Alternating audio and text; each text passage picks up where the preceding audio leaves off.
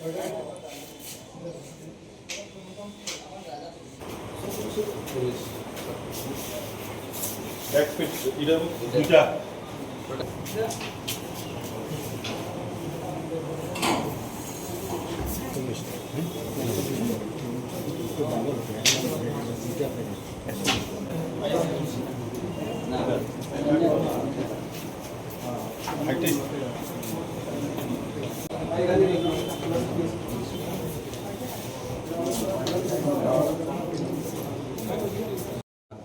আমাদের একটা secret information আসে যে নূরপুর ওয়ার্ড নাম্বার 2-এ কেউ বা কাহারা তারা আবার বার্মিজ সিগারেট পাচার করার উদ্দেশ্যে কিছু মালের যোগান দেয় এখানে।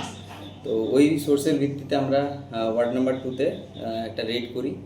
রেড করার সময় আমরা দেখতে পারি যে একটা বাড়িতে তালা লাগানো, ওই বাড়ির মালিক কেউ নেই। তো আমাদের টিপ অনুযায়ী ওই বাড়িতেই ওই ঘরটাতেই আছে বলে আমরা জানতে পারি।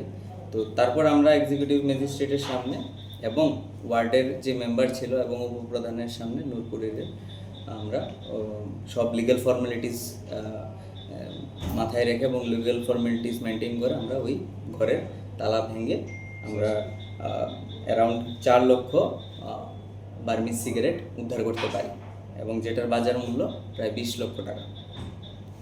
আপনার সাথে কে কে ছিলেন? আমার সাথে এই অপারেশনটা লিড করেছে আমাদের এডিশনাল এসপি স্যার এবং ওসি কৈলাসহর ছিল, ইন্সপেক্টর ডিআইবি এবং আদার টিএসআর এবং আমার অন্য পিএসের কৈলাসহর পিএসের স্টাফ আছে।